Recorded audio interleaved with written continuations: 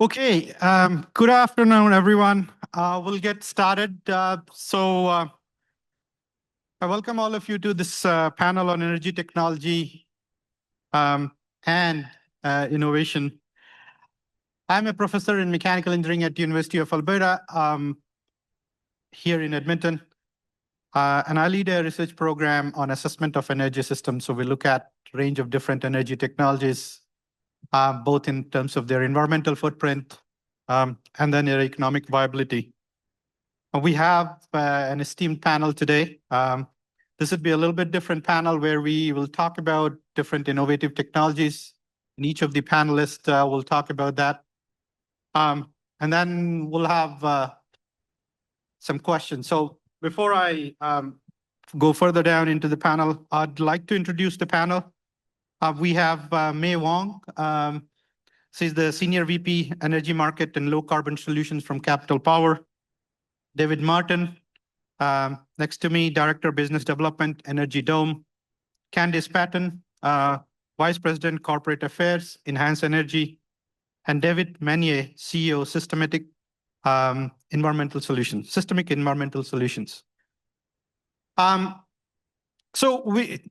If we look at energy broadly, I mean, globally, the energy demand is increasing and will continue to increase.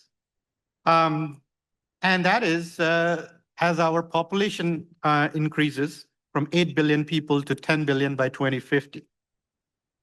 With this, the energy demand is expected to increase by 35% by 2050. And energy is critical to Penwell. We have heard a number of panels so far. We have heard on North American energy affordability and security, global energy demand and supply challenges, energy and AI, and its role in powering data centers. Our panel, we're going to focus on energy innovation and new energy technologies. Globally, there is a focus on development and implementation of energy technologies which are economically viable, environmentally friendly, and socially acceptable. And one of the key drivers that we try to look at is greenhouse gas mitigation. And this is a key focus in development of new energy technologies. From my perspective, almost all the energy technologies you can characterize and put them in three baskets. And I call it three baskets of options for low carbon technologies. Basket one is innovative technologies for improving efficiency of energy use. So broadly, energy efficiency-based technologies. Basket two focuses and includes technologies which are renewable energy technologies, solar, wind, geothermal, biomass, you name it, including nuclear, and also energy storage technologies, which are critical for larger scale implementation of any of these renewable energy technologies. And basket three is carbon capture, storage, and utilization, where we capture carbon and put it in the sink. And another key option that I put hydrogen I put it as a part of basket two, where you could produce it from renewables and nuclear, but you can also produce it from steam methane reforming, natural gas-based hydrogen, but also add CCS to produce blue hydrogen. So broadly, most of these low carbon technologies we can categorize in three baskets.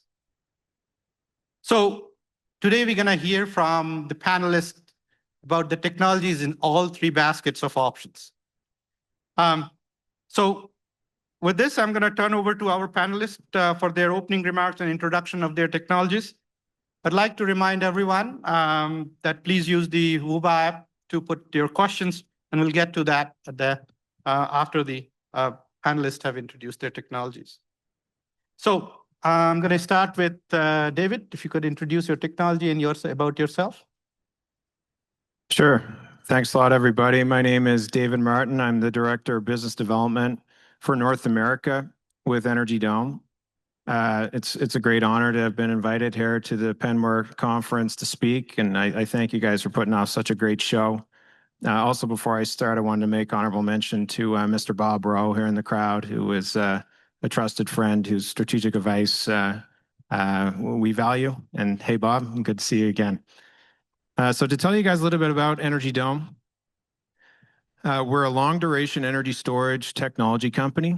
We also develop our own projects. We were founded in 2019, really going into 2020. The founders come from Milan, Italy, so that's where HQ is in Milan. And we've grown the North American side of the business quite substantially since that time. We have offices as well in Boston, Mass, and Boulder, Colorado. We've raised approximately 200 million to date. A lot of blue chip investors whose names you'll recognize on this list. I won't go through each one. Google is certainly one that you folks would recognize. They invested in Energy Dome in 2025 at the top co level as an equity investor. And in addition to that, we have a strategic partnership agreement in place with Google to deploy projects globally. Talking a little bit about the technology, I think it's important. So we're a utility scale energy storage facility. We're non-lithium. We don't have lithium ion fire risk or thermal runaway issues that the lithium ion batteries have. Quite different than that. So we're thermomechanical energy storage using compressed and liquefied CO2. I'll take you through the process just a little bit. So if you want to look at that schematic, on the right side there, it says dome. It's really two domes. So there's the outer dome. It's the large white dome structure similar to what you would see for a tennis stadium or indoor football, that type of thing. So it's a very well-known component. The outer dome doesn't move, but the inner dome does. So in a fully discharged state, the inner dome is full of CO2, gaseous CO2. So it's an atmospheric gas holder. When we go to charge the system, we compress the CO2. We store the heat of compression in a thermal energy storage system, and then we condense and liquefy that CO2 and pump it into liquid CO2 pressure vessels. So that's effectively the charge cycle. You've taken electricity off the grid, you've compressed your CO2 and stored the heat and liquefied. When you go to discharge, you just reverse that. So you take that liquid CO2, you evaporate it, you pick that heat of compression that had been stored, you pick that back up from the thermal energy storage, and then you have a hot pressurized gas you send out through a turbine. It's connected to a generator, and you discharge electrically to the grid. We're a closed loop system, so we're not an emitter or consumer of CO2. We have one fill of CO2 at commissioning of the project, and then we use that CO2 for the project life. So let's talk about what we're doing today, all the very exciting stuff that's been happening for Energy Dome. So our global commercial pipeline is robust. What I think I'm most proud of about working at Energy Dome is the fact that we've built projects. So I'm not here showing you a PowerPoint and hoping that it becomes a power plant at some point in time. We've done it. We've gone from project 0 to 1 on the utility scale and had a commercial demo plant that's at and behind that. So our first of a kind facility is a 20 megawatt, 10-hour system. It's contracted to Engie. It was built on Sardinia in Italy. So it's commercial. Engie sends us dispatch signals for the storage, and we answer those. Very much proving out the technology. We have operational megawatt hours to back up our story, and the round trip efficiency that we had assumed the project would have and the technology would have has been proven out by virtue of doing that project. In addition, we have several other commercial contracts with many important customers of ours. Alliant Energy in Wisconsin, we're doing the Columbia Energy Storage Project. That'll be breaking ground this year. We've recently announced a project with Salt River Project in Arizona. We were the winners of a long duration energy storage RFP for non-inverter based technologies. Google is going to be partially funding that project. Speaking of Google and building on that, we have a project where they're the off-taker. We've announced that in Ireland quite recently. So that's Project Road. And in addition, we have a project underway under construction in India, and we just recently announced a project with the Victoria State Electricity Commission in Australia. In addition, we're built for deployment today. So that's what makes us quite interesting for utilities and hyperscaler data center companies, et cetera. Anybody who's looking for accredited capacity, they want to be talking Energy Dome, and those conversations are happening a hell of a lot these days. We use off-the-shelf components. So as I mentioned, we're non-lithium. So think of us like almost a conventional type of power plant asset with, pipes, pumps, tanks, valves. We use all those same types of components and the same types of skilled work, et cetera, that would be working on your coal facilities, your combined cycles. That's the type of skill work that we would require on these plants. We're meeting domestic content requirements south of the border, and we don't require, supply chains focused on, certain parts of the world with, potential tariff impacts, et cetera. So we can do domestic content here, and we're doing some of our own manufacturing as well, and that part of the business is growing. The electricity system benefits of our technology are robust. I did mention we're long duration energy storage, so we're 8+ hour. We're really in that 8 to 24-hour space. The majority of our projects today that are in our pipeline are 8, 10, some 12-hour energy storage is, that's where 95% of the conversations are with utilities and otherwise today. We are inherently inertial, so we're synchronous. We have that rotating machinery, the compression and the turbine, et cetera. So any of those types of markets with a lot of retiring conventional assets, retiring coal, et cetera, we're bringing that synchronous inertia to the grid that it'd be losing via having those retirements. So that differentiates us from your lithium-ion batteries or other inverter-based resources. So the system operator and the traditional utility type of folks love having that conversation with us about inertia because it's a real issue. So thank you for the ability to provide this introduction. I think this is my most important slide. That's a real power plant right there. Oh, we lost it, but can show you again later. That's not a rendering. That's the project that we built in Sardinia. Energy Dome was the EPC. We developed it, and we are owning and operating that. So that's the headline slide for all the conversations that I'm having with utility folks today. Okay, thank you, David. We move on to May.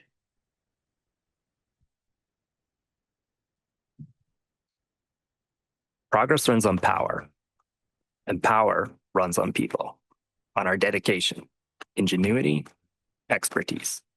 The need of this moment has never been greater, and neither has our power to answer it, because stability doesn't mean standing still. It means staying ready to rise with every challenge, protect what's precious, and power what's next. This is what power looks like. Progress.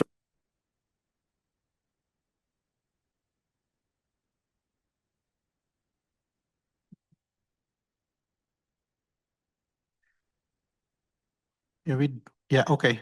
Well, Go ahead. thanks for having me. My name is Wong. I'm located out of Edmonton, Alberta. Headquarter here is Capital Power, and we're one of the largest independent power producers with different types of operations across over 10 markets. One of our proudest moments, I think, is the work that we do continuously to provide reliable and affordable power while trying to make a difference in terms of going towards a lower carbon future. So I think one of the things that we're really proud of is the work we've done at our Genesee plant just west of Edmonton here. In the last few years, we are able to convert that power plant by repowering it, and the results really speak for itself. We were able to improve our capacity by over 40% while reducing our emissions by 60% from our coal-fired original operations. So it's that philosophy that excites me every day on what we do and continue to look for innovations. So today I'm going to talk about the prospect of small modular reactor, bringing that technology potentially to the West. So what are small modular reactors? And in essence, it's very similar to the traditional large nuclear reactor, fission-based reactor. What the difference is that one of the potential to further advance from a cost perspective and also scale deployment is through a more modularized construction. So these units are a smaller scale, usually about 300 megawatts, but the reality is that there's over 100 different technologies on what constitutes small modular reactor. So this is part of understanding what types of technology and the suitability on the locational specific aspect of things that we continue to explore. The one thing that is very promising in terms of why nuclear in a jurisdiction like the West is that with the tremendous demand growth and the reliability need, I think we need everything. So it's not a one-size-fits-all solutions, and then we'll hear from our panelists here of all the great innovation that's to come. With nuclear, it does provide some unique aspects that are compelling, and one of the main ones is relates to high energy density and ability to provide that baseload power that we're all looking for in a 24/7 manner. And a fun fact that I learned as working through with our partner, Ontario Power Generation, is that in terms of waste, which often comes to mind when it comes to nuclear power, it actually is very small. So the consumption of power for an individual in their lifetime, the nuclear waste associated with that, if it's all powered by nuclear, can be contained in the size of a pop can. And I'm looking at the pop can right here in front of me. And that's the extent of what nuclear waste looks like. So there's tremendous potential from a sustainability perspective to pursue that. And lastly, we're very proud of the opportunity to work with OPG, a leader in this space. They're currently building the first SMR in the G7. And what we've been doing with understanding the possibility for Alberta is through a feasibility study. So some of the things we've been looking at is siting, technology, and also a very important piece is related to policy and commercialization of the technology so that it's not a one-off project, but ability to actually deploy that at scale. Thanks, May. We move on to Candice.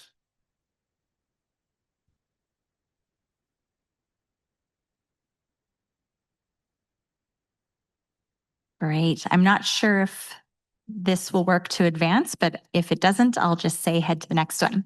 So hi, everyone. I'm Candice Paton. I'm Vice President for Corporate Affairs at Enhance Energy.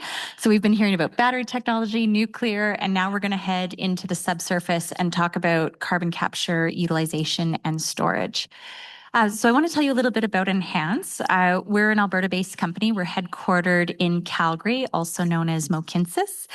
And we operate a carbon storage project today about halfway between Edmonton and Calgary, just outside of Red Deer, Alberta. And this project, Enhance, has been around since about 2008, when the provincial government took some steps to think about industrial carbon pricing and industrial carbon policy with a first regulation in Canada on how carbon emissions could be priced. And so with that signal that there's a value to mitigating emissions, Enhance was formed as a company.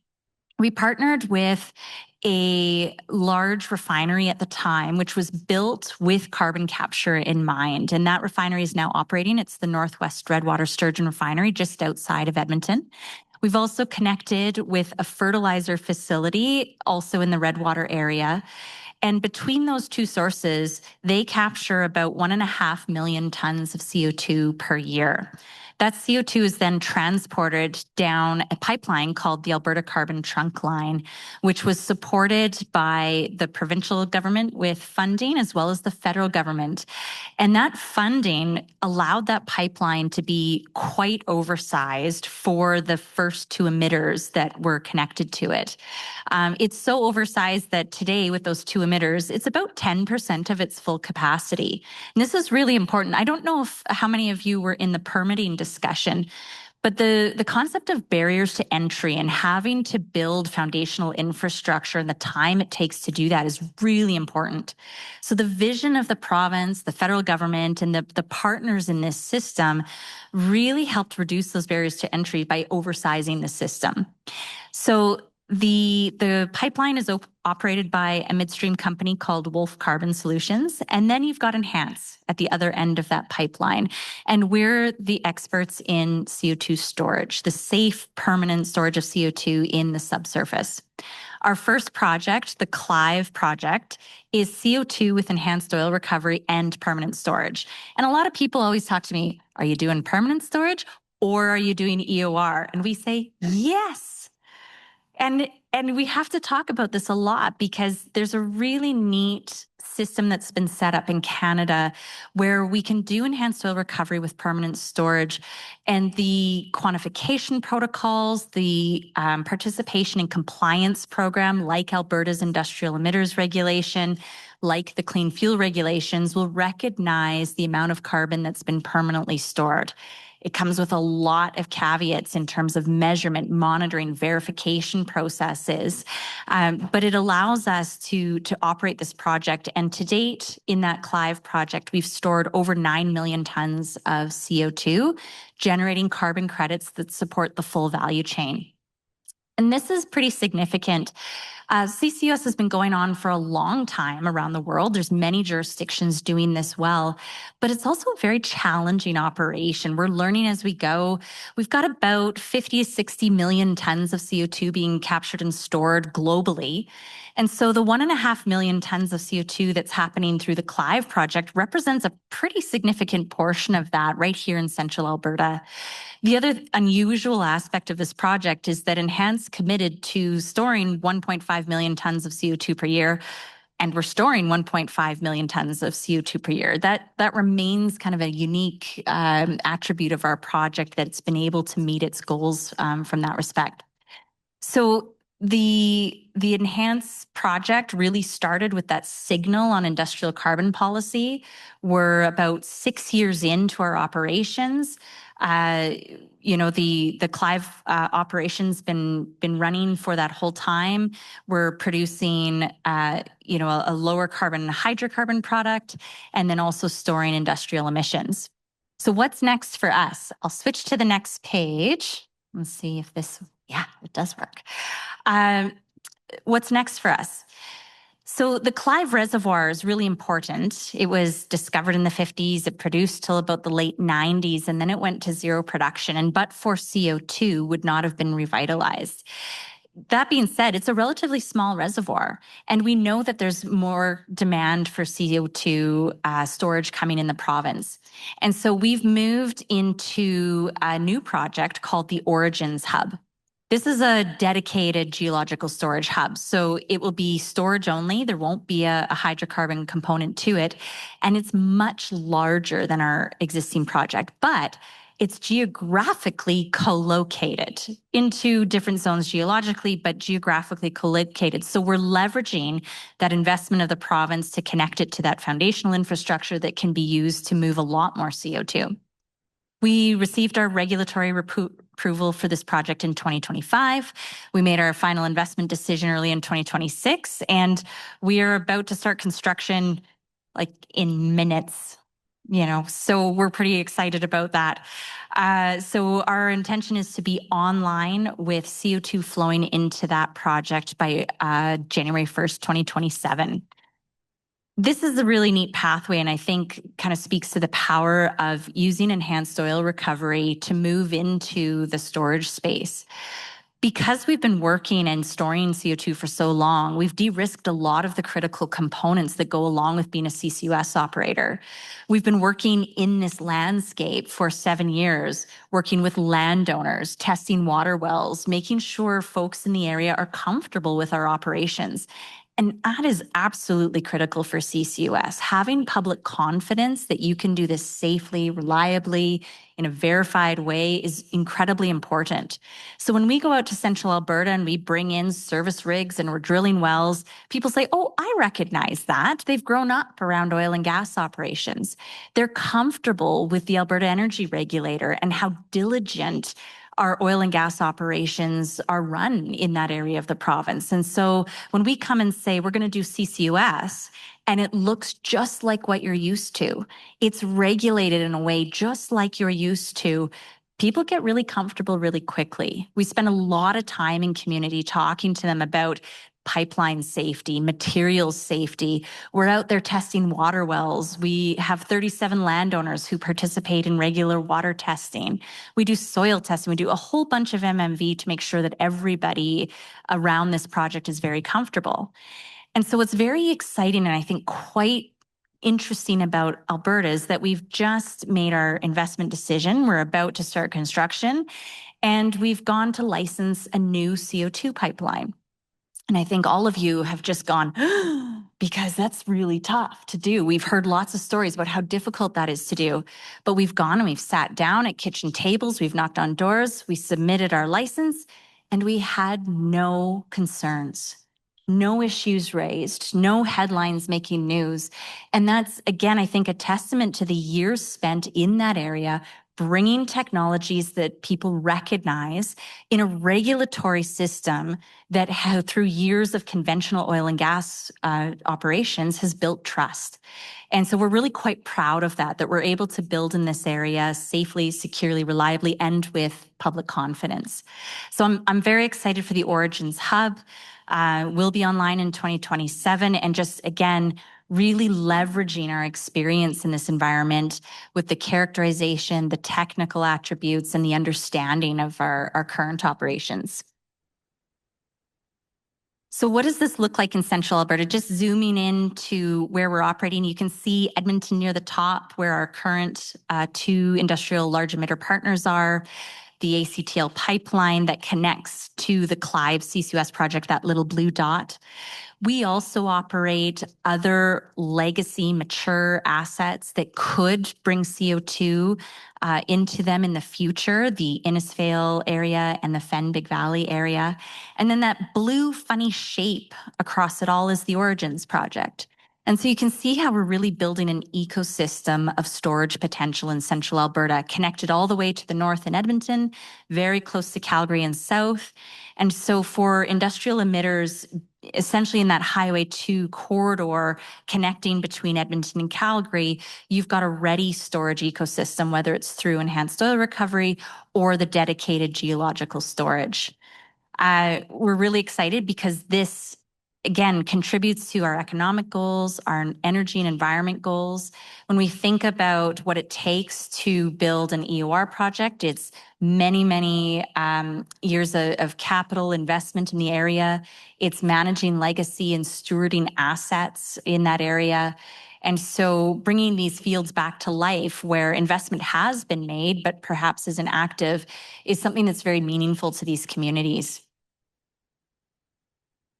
I talked a little bit already about, the testing, the water wells, the storage, the measurement and monitoring, but this is really a piece where no matter which geology we choose to store CO2 in, we're working very hard on this to make sure we can generate value for our upstream emitter partners through carbon credits in different compliance or voluntary programs.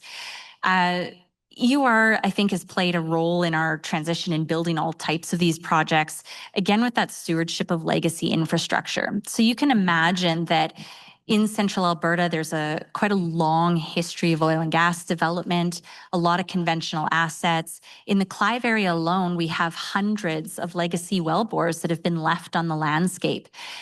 But for projects like this that are seeing new revenue streams from carbon pricing, there is no one left to clean these things up. And so we've been working really hard. We've got landowners who've been staring out their back decks at legacy conventional infrastructure. And projects like this allow us to go in, take stewardship and accountability for those assets and start to remediate and reclaim them. And so again, we hear a lot, especially in Alberta, about how maybe carbon pricing can be a little bit contentious. But in communities like these, when they see how those dollars are being put to work in remediating, doing reclamation, stewarding these legacy assets, they get actually quite excited about it. And it helps us pave the way for new and more innovative projects like CCS in saline aquifers or deep geological storage. So all of this, I think, has shown how over a policy signal that's resulted in investment, we've been able to bring people along with us from CO2 storage in enhanced oil recovery, a very well understood technology, into CCS writ large with the availability for many more users in the system for decades to come. So we're really excited about the contribution we're making to both economic, environmental, and our energy goals right here in central Alberta. Hey. Oh, sorry, one more thing. Go ahead. I just wanted to put these pictures up. The other thing is CCUS is beautiful. And I don't think enough people get to appreciate that. When we think about large industrial projects, you're thinking, oh gosh, there's going to be the noise or but when you think about this, you can actually in the top left picture, you can see that well pad and you can kind of make out a bigger square. That was the old footprint of the conventional oil and gas well. And on that site, it's too small to see, but there is actually a well that's been there since the 50s that we've now properly closed and abandoned. And we've actually been able to shrink the footprint and it fits in. We've had people from around the world come and see this site and they go, that's it. And we go, yeah, that's CCUS. It fits in where, we're working alongside organic farmers. We're putting landscape back. We're shrinking footprints. We're reutilizing roads and infrastructure that are already in place. So if I can leave you with one thing, it's CCUS is beautiful. Yeah, thank you, Candice. Okay, so we're gonna move to the next one. So David Meunier, he'll talk about his technology. Go ahead, David. Thank you, Amit. Well, good late afternoon. I'm very, very encouraged and surprised that at this late in the day, and nobody's in the lounge. They're actually sitting here and waiting to talk with us. So we really appreciate that. First of all, I want to thank Meunier for this opportunity. As the CEO of SENS, Systemic Environmental Solutions, this is really a breakout party for us. This is our moment that we've chosen to kind of let the world know that there's a new technology on the horizon. We're very proud of it. And it really is just inform and educate. It's not a sales pitch. We don't want you to really do anything about it other than if you're interested and you want to know more, I'd love to tell you more about it. I could spend a few days with you just talking about it nonstop. My good friend Mark Smith knows that. He knows that once I get going, look out because I'm so passionate and excited about this. I want to look at this panel and I want to tell you that we're going to talk about carbon is not a dirty word, and I'm going to expound on that a little bit more. But I see us being nothing but symbiotic in nature here. I love what they're doing. I think what they're bringing, including nuclear, including battery and storage, and CCS, and all of these wonderful things, carbon capture and storage. I tell you what, it's a beautiful thing. And what we're going to do is, I'm hoping that you will see the connection that what we can bring to the world. Basically, we're very much a global technology. Can really support a lot what you're doing. When I talk about carbon is not a dirty word, I want to talk a little bit about the world has gotten maybe too far the other side on the paradigm switch and said, let's decarbonize. Well, I have 6 octillion, so do you, in carbon atoms in our body. There's nothing left of me once you decide to decarbonize me. Plants, animals, it is the building block and the element of everything on earth that makes us whole and good. Carbon is a beautiful word. Carbon is wonderful. I think we need to recalibrate and relook at, the carbon cycle and how do we rebalance that into this world today. I think the carbon cycle is out of control, and I think CO2 is a problem. And I believe that all of these other things that come along with it and the pollution and whatnot is something that keeps me awake at night. When I talk about, today I'm going to focus on the product called coal. Now, coal is a raw feedstock. And I'm going to stand up and tell you that I am the advocate, I think with a lot of people in this room, that coal should never, ever, ever be used again on this planet to generate energy or power or anything like that. I really believe that. But as a raw feedstock, I believe it is invaluable. There's hundreds of billions of tons all over the world that humanity can benefit by. And I'm going to try and share with you some of the things that we can do as humanity to clean up this planet, enhance ourselves, create way more energy than we ever dreamed possible by this little product called coal. Years ago, when we first started looking at, what is the application of this, I went, wow, I can't wait to share this with the world. Because carbon is what we get at large scale when we process that raw coal. Kind of like you need mining and uranium and plutonium for nuclear. You also need oil and gas for wind and for solar. You need all of these raw feedstocks, which is what coal is, to create something beautiful and green. Would you agree? That's a mandated thing. You can't create something out of nothing. It has to come from somewhere.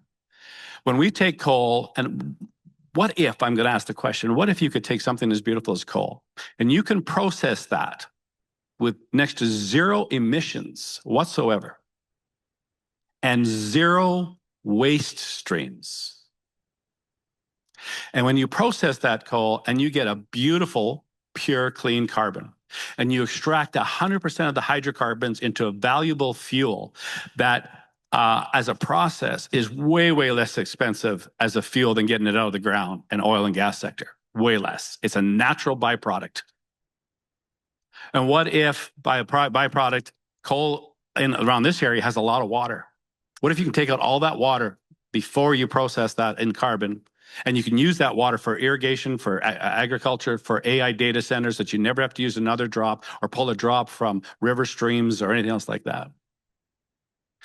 So what if by weight you could get 45% beautiful carbon, clean carbon, 45% of beautiful diluent with dilimonene and wonderful properties in it, a syngas by 9%, the water that comes out that you can use. And I'm going to show you that we can process that kind of feedstock and be profitable to the extent that investors have well over a 50% IRR, well over. Now, I'm going to tell you right now that I'm not here about money and don't need money. We had a philanthropic investor who wants to do projects all over the world. Right now we're in negotiations in Kazakhstan. We're in negotiations in Uzbekistan, where we've signed agreements, in the UAE, in Africa. I have an agreement we just did in St. Louis, in the US. We're looking at North Dakota. I'm from Alberta, born and raised. I can't get any traction in Canada, but that's okay. That's all right. It's politics and it's red tape and it takes forever to move anywhere. But we have a lot of traction someplace else. But I will tell you, as we speak, I loved what you were talking about. As we speak, we're about ready to do something. That you start your construction. I'm waiting to get off this call, and I might have my first project signed and sealed and delivered this afternoon in Calgary. I'm very excited about that. I can't tell you more than that. But I'm an Edmonton boy, but now I love Calgary all of a sudden, so that's okay. First time ever. I won't go as far as the Flames, but I'll stick with my Oilers, but I'll certainly love Calgary for their innovation and what they're doing and moving forward. We have, this process is a continuous feed. Oh, by the way, that IRR, a lot of people say, yeah, well, you've got carbon credits. And I go, I never put one carbon credit in there because my IRR would go through the roof and people wouldn't believe me. So I got 0 carbon credits in there, none. I know we'll get tons of carbon credits from processing this. But I wanted to make sure that nobody looked at that and said, are you large scale? Yes, we're large scale. We can do anywhere from 4 ton to 20 ton an hour. We can do 30 million tons of coal. In Alberta's heyday, before we went from coal to natural gas, by the way, I'm all for that. That was a good move. But we lost over 50% of our calorific value. We used to ship power. We can't ship power anymore. And natural gas is okay. It doesn't even get close to the Paris Accord Agreement of 2050. When you put carbon in the mix and we transition from coal to natural gas, I'm going to submit to you the next transition is to carbon. And that, when you burn beautiful, clean carbon, you get 30% higher calorific value. Your GHG emissions and whatnot is reduced by over 76%. We're well below the Paris Accord. And by the way, the CO2 that we get out of that stack is so clean. There's such a thing as dirty CO2 and clean CO2. Did you know that if you combust or you capture 3 tons of CO2, you can turn that back into pure carbon if it's clean? You have a full cycle, by the way. We are so excited about what carbon can do for the future of the world. There's only 14 million metric tons of carbon on the market today that gets transacted, made every day because it is so darn expensive. They use it for grow ops, they use it for paint, they use it for cosmetics. There's 48 different grades of carbon. They use it for tires and for manufacturing tires. Carbon is very, very necessary. By the way, beautiful clean carbon, you filter your water through it so you can have potable, drinkable water. That's how beautiful carbon is. You want to find really good water, drill a well below a coal seam and you'll have the best water ever. I just want to drive home that point that I'm so excited about what we can do, because even if we started focusing for a while, and let's say we did a gigawatt of power and we used carbon and we used existing coal-fired plants and we just got rid of them and just refurbished them, it doesn't cost that much to recalibrate and refurbish them into carbon in a fluid bed. Even if that was a transition to nuclear for 15, 20 years down the road, that's a beautiful thing. Would you agree? Let's just keep moving forward. Let's just keep moving the dial. And let's just keep getting better at what we do. And we will never run out of our need to process carbon, because I'm going to tell you something very quickly. And I don't know how much time I have left. I'm okay. If you can conclude in a minute. Okay. I will tell you that from an agricultural perspective, when you put carbon back in the ground, my grandfather, every 7 years, summer followed the land and gave the land a rest on the plot of land that he did. You can't afford to do that at $2,500 an acre. So now the biggest polluter on the planet, and you just Google this, the biggest polluter is fertilizer. And we need fertilizer for plants. So and the plant is so nutrient poor on carbon that the plant can only sequester 45% of the fertilizer that it tries to jam into the ground. We can reduce fertilizer by 76% by putting carbon back into the ground. And this is now the only technology that can do millions and millions of tons, way more than one plant can do, way more than the whole carbon market that exists today. And we can put that back into the ground. We can create concrete way lighter, way heavier, way less expensive by putting carbon in concrete. The applications for carbon is incredible. And I have very little time to share with you. I get all excited about it, but it is such a beautiful thing. And I just want you to think of the paradigm shift. Let's get back to embracing carbon, clean carbon, good carbon, the beautiful carbon that this planet is made of, not the polluted carbon that we have manufactured and manifested into something awful. I agree with that. But I don't want to demonize carbon. Carbon is a beautiful thing. Thank you for your time. I really appreciate it. Okay. Thanks, David. So we heard the 4 different technologies and the baskets of options that I talked about. So the technology representing different types and different ways of mitigating carbon. So now a professor in me is kind of, wanting to ask these questions. So when you let a professor sit in front of these proposed technologies, I mean, they would be, it's like interest in terms of asking questions.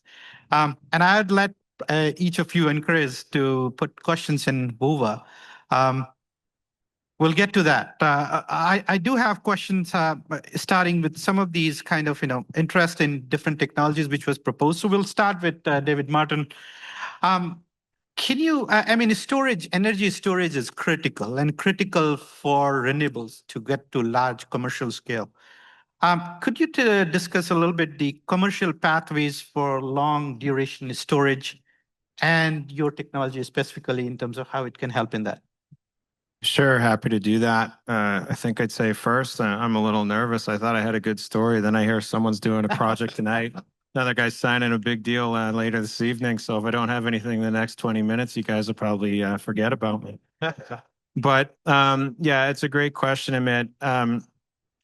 With respect to long duration storage, enabling renewables, I would say that's part of it. You're right in that sense. There's more to it than that. And I think what's become more apparent in the last, 12 to 18 months is just the vastness of the hyperscaler data center demand and how they need megawatts and megawatt hours basically as soon as they can get them, right? So the conversation sort of shifted from carbon free which is something that we can still enable and we're still a part of, but more of the conversation has been we need accredited capacity and we need to get projects in the next couple of years. And that's something that Energy Dome can accommodate. Comparing that to something like, combined cycles, et cetera. I'm an all the above type of person, but When you have the supply chain backlogs that gas turbines have today, folks are looking out to, the early to mid 2030s before they can say they're going to have a COD for a combined cycle plant. We use turbine machinery as well, but in the Energy Dome technology, it's non-condensing steam turbine, which is different than a gas turbine. So we don't have that supply chain backlog, and we don't have that lead time issue with our equipment that other types of resources would have. So then you get into conversations, if a utility is doing some integrated resource planning, or if a hyperscaler data center needs, some capacity for a play that they're making, they're going to do an evaluation of resources. Long duration energy storage comes to the forefront of the discussion. Often when there is already a deep penetration of shorter duration batteries, which that's predominantly now dominated by lithium ion. Energy Dome doesn't play in that space. We don't intend to. So those are the kind of, 1, 2, 3, 4 hour batteries that you're seeing going up everywhere that do have the thermal runaway fire risk that I mentioned earlier that we don't have. Once you have that deep penetration, though, of short duration energy storage, you're on a declining curve for capacity accreditation. So if you're using something like effective load carrying capability or direct loss of load, whatever your metric is, as you get more and more short duration energy storage into your system, into your resource stack, the value of it will drop. At the same time, the 8+ hour storage, which is the space in which we play, that will stay up here and have that very, very high capacity accreditation as there's no penetration of it relative to what's going on in these earlier stages with short duration lithium ion batteries. So we have that high ELCC or the high capacity accreditation, and utilities, hyperscaler data center companies are taking that high, 90+% value, applying it to our capacity pricing and spitting out oftentimes that this is a resource that we're going to want to put in play and contract for. Breaking it up into kind of what the commercial pathways are with that in mind. I think I've covered the hyperscaler data center company, and how they're looking for it. But Energy Dome is approaching the market in a couple ways. So we're an OEM, as I mentioned, we're an original equipment manufacturer for our CO2 battery technology, which we've patented. We can do equipment supply agreements for the technology, and we've done those. One example of that is with Alliant Energy in Wisconsin. We also can take we can have project level discussions. I mentioned we're a project developer. We're an independent power producer. So that's the type of project like we're doing in Sardinia, where NG is the off-taker for our resource, and we actually own and operate it. So that's kind of the two lines of business that you're looking at. We can do project development, or we can sell you the equipment. And basically comes down to state procurements or centralized procurements. So you see some of those specifically looking for long duration energy storage in places like New York, where the New York Energy Research and Development Authority, NYSERDA, they have had a couple of procurement rounds now ongoing for a storage, inclusive of some long duration energy storage. California has a similar thing going on. Massachusetts has a similar thing going on. So we'll be active in all those types of procurement plays, right? There's also vertically integrated utilities who can look at us holistically and not have to separate us from the perspective of what we bring from the generation side and what we bring from the reliability side. If you're stuck in a restructured market where you're looking for a merchant play and generation and T&D are separate, the offtake is stuck looking at only one side of the fence for you. So markets like MISO, where Alliant is, for example, SPP, where you still have that vertically integrated model and it's allowed. We can go direct to the utility. They can rate base our asset, or they can just contract with us for a toll or what have you. But they're looking at it from, okay, these guys are bringing generation attributes, but they're also bringing us reliability attributes, such as the inertia and so forth that I told you guys a little bit about earlier.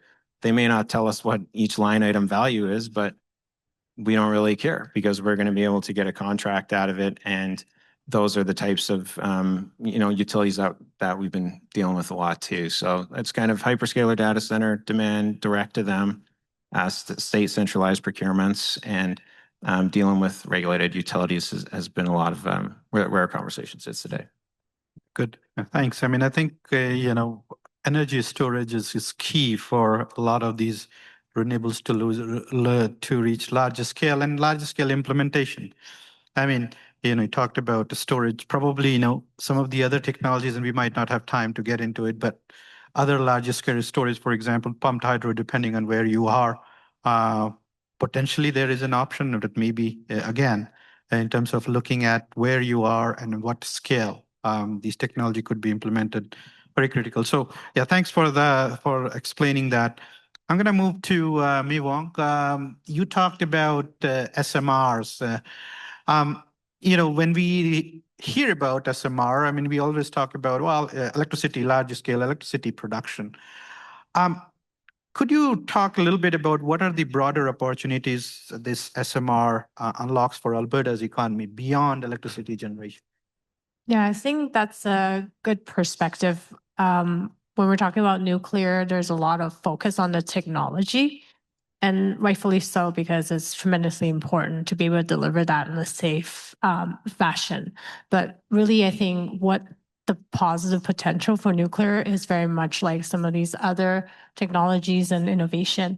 The prospect of having an ecosystem that supports high-paying jobs, very much like what Alberta and Canada has invested into today's success in terms of the oil sands, the economic opportunity, and nowadays, very importantly, energy security is the piece that often are not very front and center, because most of the conversations are dominated by what's the cost of power. I think there's a question around what is the cost per kilowatt. And so from our project is early stage, so we have not picked a technology, we're technology agnostic, so we're still at early stage of feasibility. But what I can offer is that a number that's been used as a reference point in Ontario, for example, of the SMR projects being developed there currently at the Darlington site, it's 14.9 cents per kilowatt hour. And that was compared to alternatives with renewables plus backup like storage. The other element I think that is an interesting perspective as well is that certain technology have different physical life. So with nuclear, another benefit of that is that they're often at a 60, 80 year, very much like a hydro asset, very different than, renewables where there's physical end of life in terms of structure and turbines where there's additional maintenance that has to be put in it. So I think overall, there's other elements of nuclear that are a bit of a different conversation than the traditional conventional type of approach we have today, all of which is not good or bad.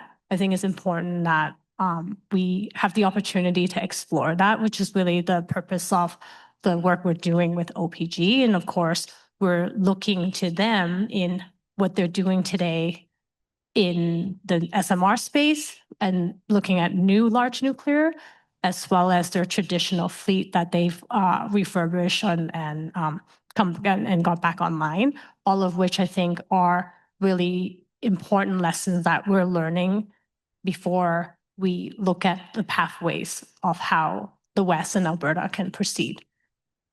And this is a critical comment. I see SMR as, when we definitely electricity generation, but especially in terms of Alberta, I mean, it could provide a lot of heat for our large energy sector in the north. And potentially the other feedstock, I also see hydrogen production through that heat, which is also a lot of use of that in the oil sands sector. So yeah, there are additional opportunities, especially for our province here. Thanks, and I'm going to move to Candice. So Candice, I mean, any conference that we go, probably in the last 2 weeks, there has been a lot of talk about the MOUs between Canada and Alberta with respect to carbon capture and utilization, carbon markets. How has this been impacting your projects? What has been the impact? Is there any impact that you envision? Yeah, I mean, there's been so many headlines, even over the last year, with elections, with MOUs, with implementation agreements. So it's certainly very impactful. I mentioned that our company was built on a signal that started 20 years ago, and that signal has caused us to invest over $1 billion into this system that's now been set up. We've generated over $800 million worth of carbon credits that support the system and backstop that investment.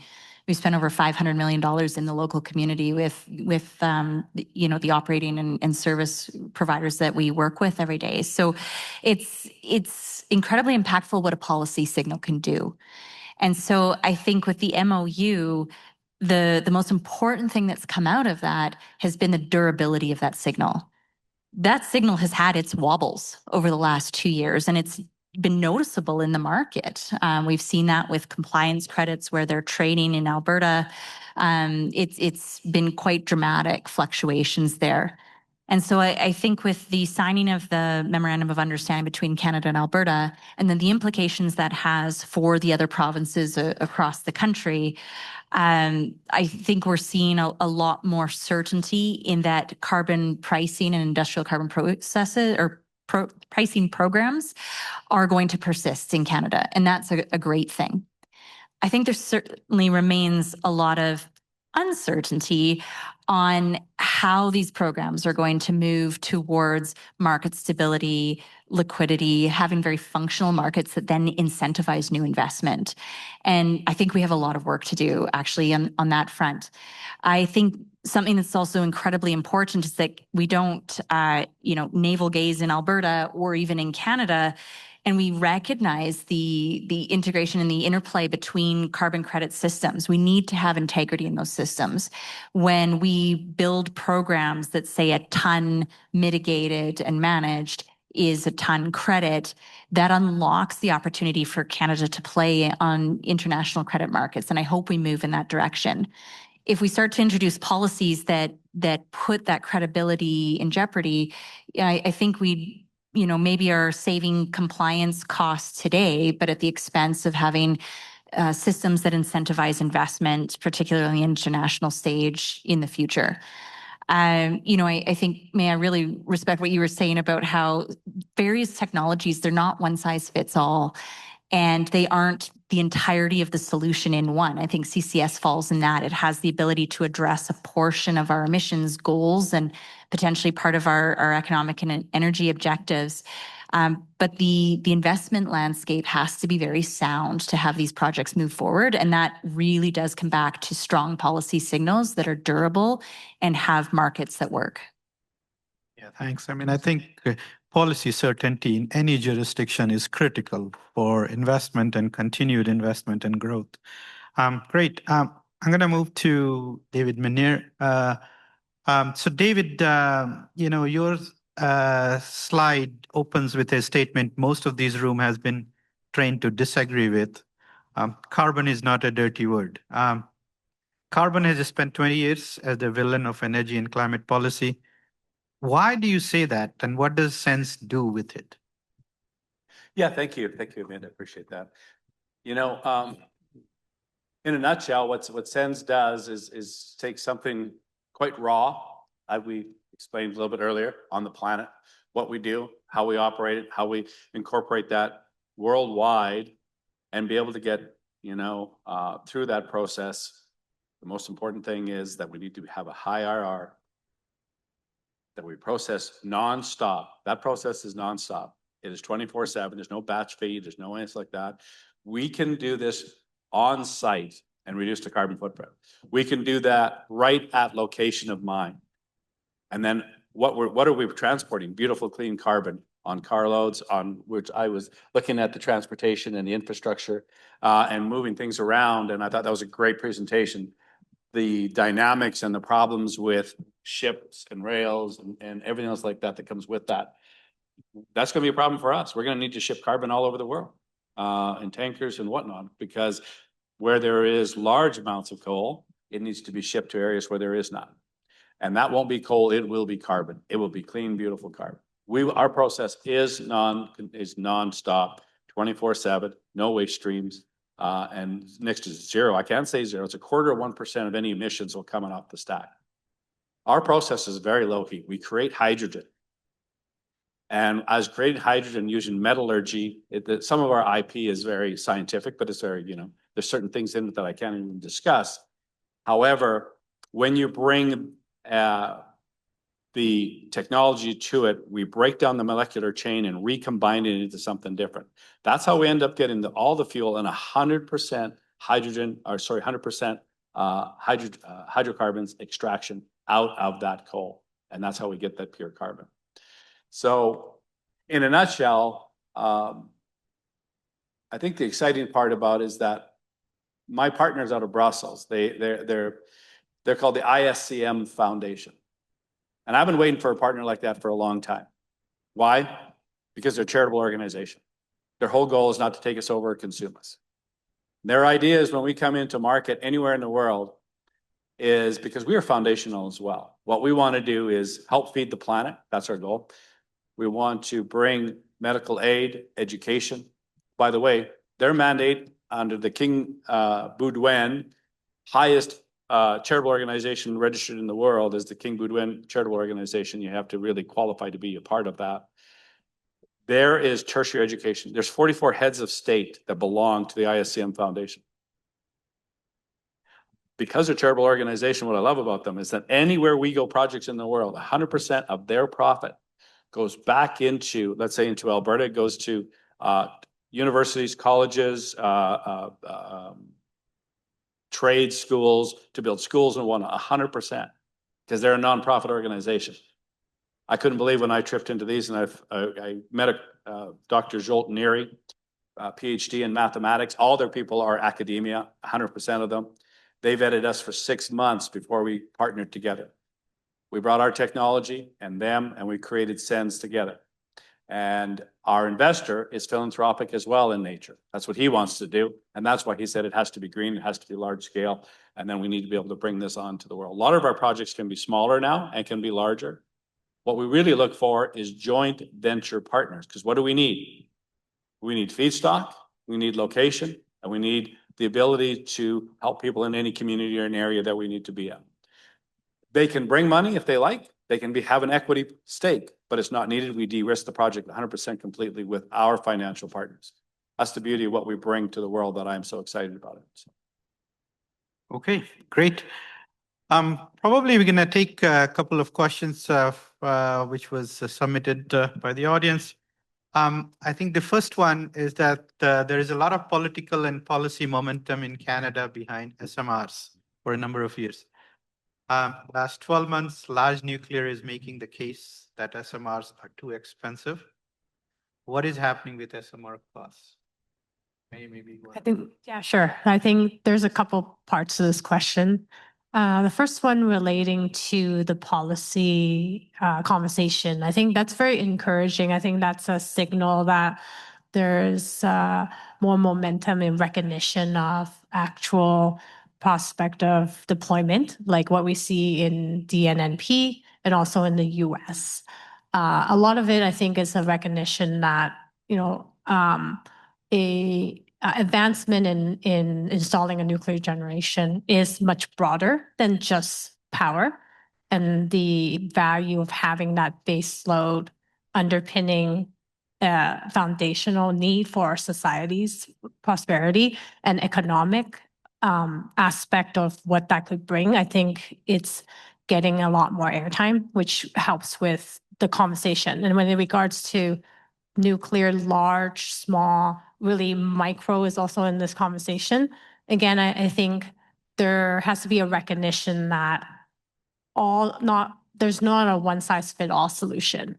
For a province like ourselves, our peak demand is 12.8, and likely it's going to grow. However, the ability to install a large nuclear unit as the first unit of a 4,000 or 5,000 megawatt unit is just not the right size for our transmission needs and others. And so there's a bit of a conversation around unitized costs versus quantum which would be large unit would be north of 70-80 billion dollars versus $5-10 billion type of cost for a small modular unit. But overall, I think it's important to keep in mind that there's different configurations. I think you've mentioned types of technology could be very high heat, which are very compatible with our industrial heartlands process and so on. So there's prospects of variation around here in terms of technology, but that helps augment some of the higher cost aspect when you net out some of the benefits that may not be as, like simple on the surface. Yeah, no, I agree. I mean, in terms of, it's large nuclear is commercial. We build large nuclear. There are large nuclear plants already operating. But you mentioned in terms of all size, does not fit everywhere. I mean, for Alberta, I mean, it's not, you could build large nuclear, but the small nuclear has a place. And especially with the type of industry that we have, the need for not only power, but heat is also there. There are other advantages to SMRs too, a small modular nuclear reactor. If you look at in terms of charging, you don't have to, all these maintenance is much lower compared to the larger nuclear power plants. The investment you talked about, much lower. And overall, the SMR is still developing. The small modular nuclear technologies is still developing. I mean, if you follow the technology path, initially the cost is high, then it comes down. So, we are still a little bit early in this. The second question is related to forest fires, and it talks about forest fires are releasing massive amounts of unproductive carbon into the atmosphere right now, while the surging electricity demand from AI data centers is creating a growing energy challenge. Could better forest management, which would yield significant more biomass, be used to support co-fired power generation and help address both problems at once? I can take that unless if the panelists want to address this. And I can take that because, one of the areas that I work is a lot on the biomass-based conversion. That is way back, and I did my PhD in looking at biomass utilization for power generation. That was way back. There are different parts to this question. If you think about release of CO2 by forest fire, over the life cycle, it is carbon neutral if the trees grows back. So over 70 to 80 years time frame. So there is no net increase per se by burning carbon. But there is potential and real potential of managing the forest and using thinning to produce that biomass to generate power. I'll talk about probably, I would say 10 to 15 years ago, we still have the challenge. And if people have driven probably west here and even to the boreal forest, they will look at there is a lot of infestation of mountain pine beetle.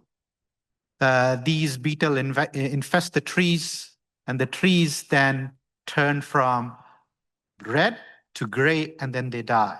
So we had looked at using those trees when they are infested and in early stages in terms of cutting them, clear cutting them, and using them for power generation. This is commercial. You do have larger scale power plants. Europe is much far ahead in this. They have larger plants which are almost a scale of 250 megawatt plants, larger scale power plants. So this could be done, and definitely there is interest and efforts in terms of looking at how do we manage forest. So very much the biomass-based power generation is an option. Dr. Kumar, can I jump in on that one too?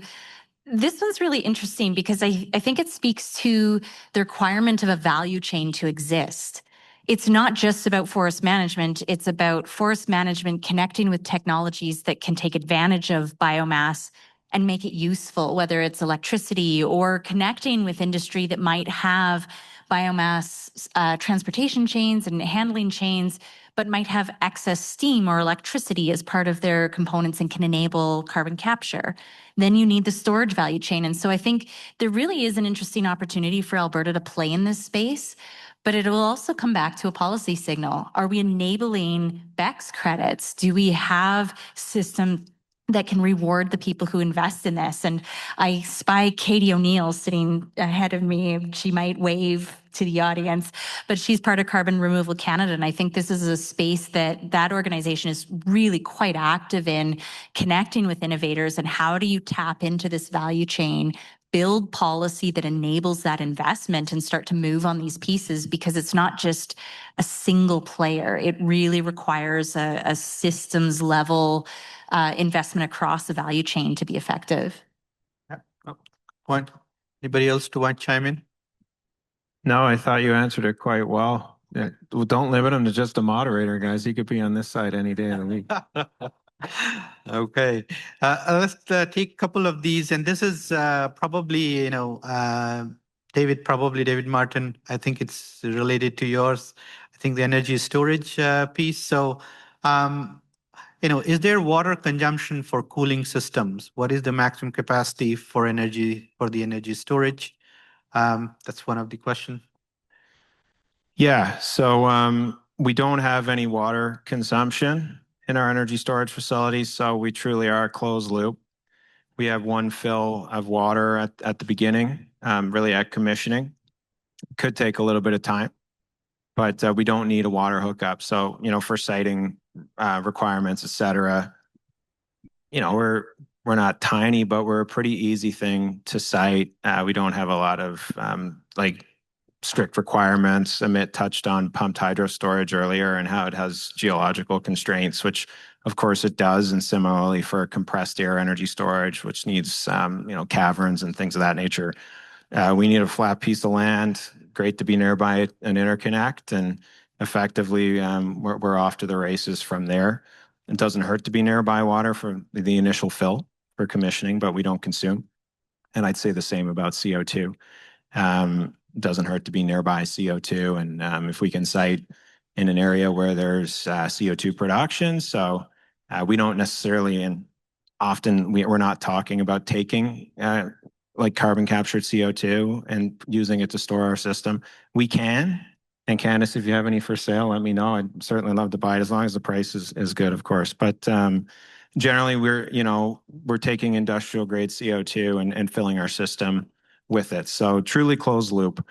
Max capacity, think about this. We have a couple of different products. So a couple of our projects that are underway that I mentioned are in that 20 megawatt number that I mentioned. So 20 meg, 10 hour, that's about a 200 megawatt hour of storage, with taking a little haircut based on some various project specifics.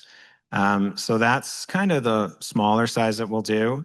And how predominantly where the discussion is today is for gigawatt hour of storage, which is 125 megawatt and at least 8 hours. So you just multiply those together and you get your gigawatt hour of storage. That's not a maximum size. It just depends on what the desire is, what the need is. We can do those systems though sequentially. So if you want a couple 100 megawatts, we do a couple of 125 megawatt units and keep counting up that way. So you want 500 megs, we'll do 4 of those. So that's typically how our system sizing works. The smaller is what we tend to call the standard frame, and the larger one is what we call our gigascale solution. Okay, great. And probably this, I'm going to go to Candice. So one of the question, and then I'll couple it with another one here. The question is, what is the smallest size of CO2 storage that makes, what is the smallest size of CO2 storage that makes sense to develop? What's the technology sweet spot for efficiency? So this is an interesting question because I think it depends is really the answer. Alberta's done an interesting regulatory innovation in that it's focused on building large-scale hubs, which is what Enhance does. We've got our Saline Aquifer Hub, the Origins project, and the intention is that many, many large projects could connect into common infrastructure and then utilize the hub. So once that's hub once the hub has been built and you've got anchor tenants that are underpinning a system-wide investment, the potential to take on small volumes becomes very accessible. The other option, though, is for operators who are perhaps not close to a hub or hubs haven't been developed in the area quite yet. Alberta has a program called the Small Scale and Remote CO2 Storage. And so operators, similar to the regulation that has come from acid gas injection, where natural gas is re-injecting H2S and CO2, they've leveraged that policy regime that's existed for a long time and allowed innovators or smaller operations to utilize storage more locally. And those two opportunities kind of exist side by side. And so you can make decisions on which way you might want to go. I'm really excited about an opportunity that, as you develop a hub, you can build truck offtake. We've got great examples in Alberta with some of my colleagues in the space. Bison Low Carbon Solutions has really built a hub that has the opportunity for really niche small volumes to be stored. You've got folks like Entropy who are building using that small scale remote opportunity to store essentially where plants are already located. And then you've got opportunities like ours that as they're built out at large scale, we could attract smaller volumes as time permits. So I think there's a lot of different opportunities, and it really depends on the technology, the location, and the access that will enable smaller volumes. Yeah, okay, good. There is a question that relates to, I think it's David Meunier, your technology is interested in the value proposition for the Sense Tech. What sort of cost of production versus sales of pure carbon, hydrocarbons, and mineral ash? The sales, what was that again? Sorry. The value proposition. Yeah, sales of pure carbon. Yes. Hydrocarbons or mineral ash. So what sort of cost of production versus sales of pure carbon, hydrocarbon, and mineral ash? Yeah, thank you. Thank you for the question. Basically the cost of that is I would say it's fairly minimal. When we process that, let's say coal, one of our feedstocks, the process based on having carbon and diluent and fuel and syngas, these are all commodity based. And all of our economics is based on putting it into the market that already exists today. So there's a huge market for clean ash. Remember, there's dirty ash that comes from coal-fired plants that nobody knows what to do with right now. Mineral ash and clean ash coming from clean carbon has great value, right? And it has a great market already established for it. The carbon market is so big that we do not want to bastardize the 14 million metric tons that is already being used at high value someplace else. We really want to use it for agriculture, which is highly profitable. We want to use it for power generation. We want to use it for concrete. We want to use it for these things that will reduce their costs significantly. And by the way, our goal when it comes to, as a transitional piece anyways, we have no problem transitioning out of carbon for power. But if we're there to help and we can help, then because we're highly profitable, our goal already, we're in really deep conversations, to provide no cost increase or power increase by turning coal to carbon, bringing it to coal-fired plants that will now use carbon. And our commitment is to them is we will not increase their kilowatt per hour 1 penny.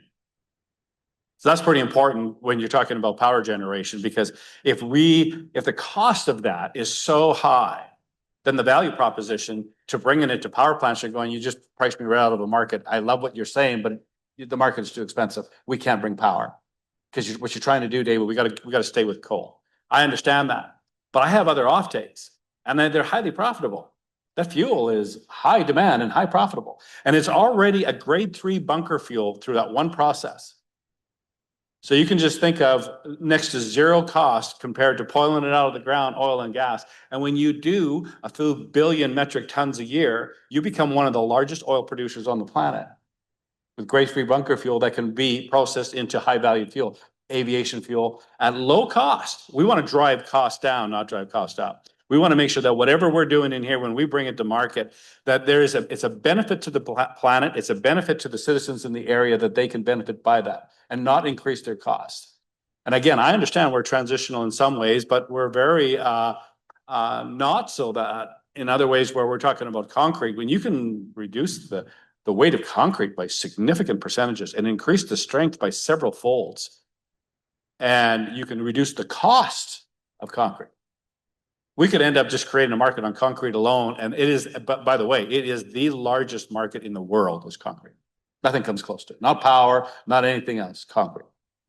And so we have many places for our carbon to go, that the value of it, other than going into, the tire industry alone, when we do process tires. And when we talked about trees, when you have burnt trees, that's a beautiful lignite for us. That's carbon. We instead of wasting all of them trees, we can partner with people who bring them trees back in, and let's process them into beautiful carbon. Let's take the fuel off of that. Let's put carbon back into the ground and regrow that whole area that got burned by putting carbon back into the ground. And my good friend over here has a way to sustain carbon in water, which means we can spray it over the fields again. That is drought resistant, by the way. And we will not waste a fire. We will make sure that whatever happens, let's go back in and make sure we revitalize that and utilize that area. So there's many applications. Our value proposition is huge in many different areas. That in the beginning, it'll be where do we go and who do we partner with? That'll be what's driving the economic. Because we'll be partnering with government, and we'll be partnering with, of course, large corporations. There will be many different people that we will be partnering with. Thank you for the question. Okay, good. I'm going to take the next one, which is relevant to all the technologies, newer technologies that we develop. And then this is related to, how do we engage communities?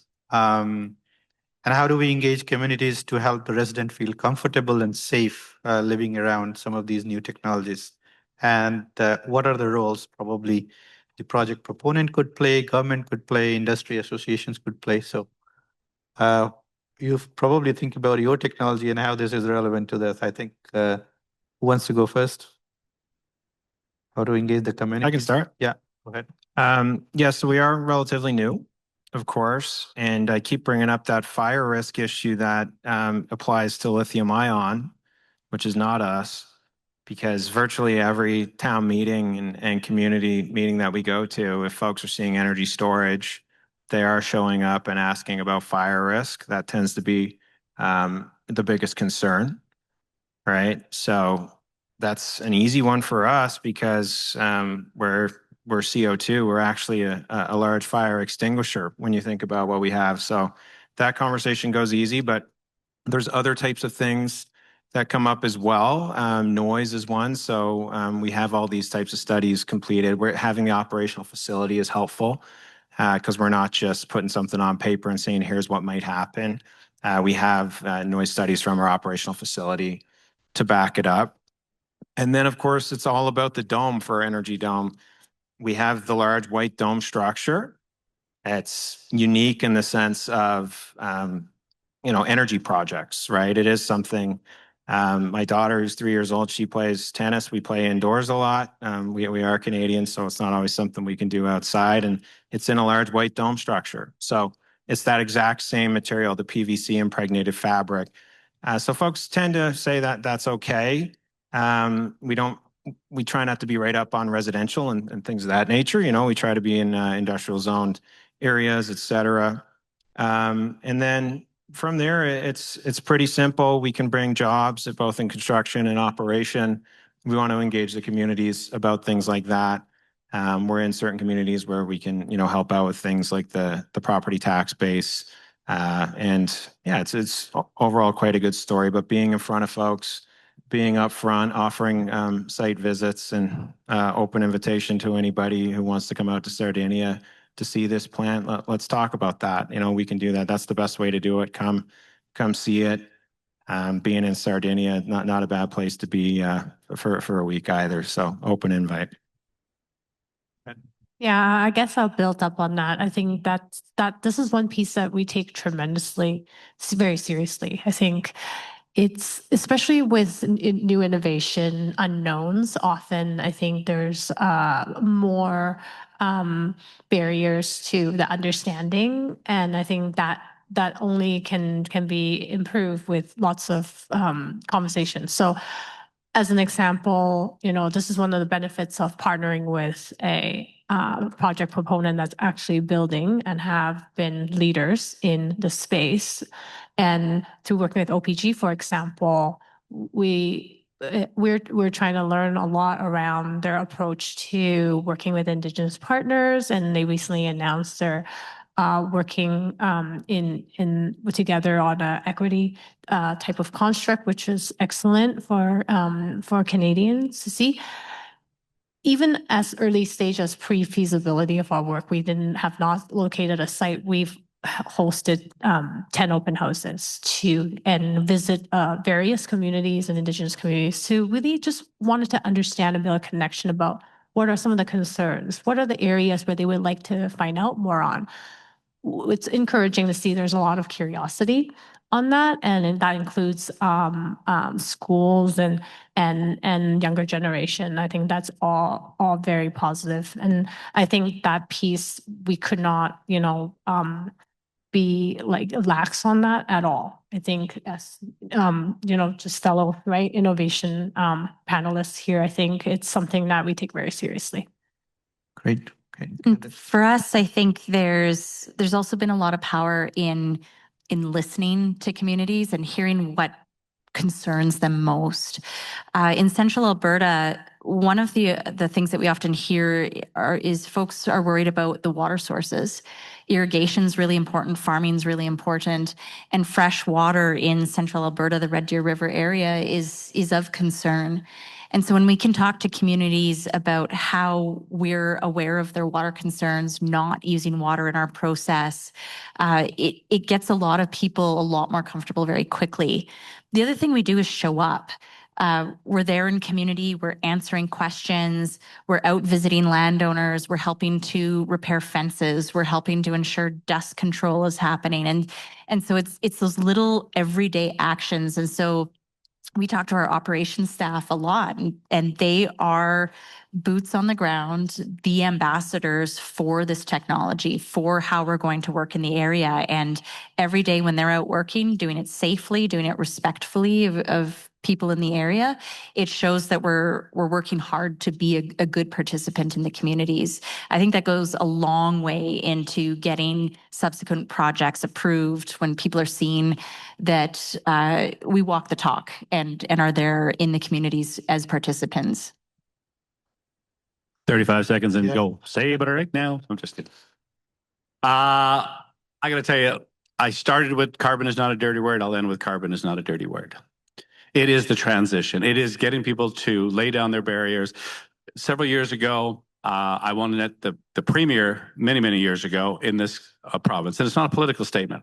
We tried to bring our technology to say, we want you to know. We thought the world would embrace this, that this is such a beautiful thing. We are so naive. We're disruptive. We're not complementary. And when we brought it to our premier, the first one, this one we have right now, is actually endorsed at 3 separate occasions. They said, don't you ever bring up the C word to me ever again. And they didn't even know what it was. They wouldn't even let me talk to them. So it really is about a disruptive technology that has this paradigm that word is so dirty and so terrible, nobody can talk about it. And so I appreciated the opportunity here today to maybe pull the pendulum back a little bit and say, it is a beautiful thing. We are carbon. Let's embrace it. And let's look at the positiveness of carbon. It does damage if it's polluted and ugly, but it does beautiful things if it's green and clean. And that's what we are. So thank you for this opportunity. I really appreciate it. Okay. Thank you. So this brings us to the end of the panel. Let's thank the panelists for their informed discussion. And thank you all for staying late for this last panel. So I hope this was informative. Thank you.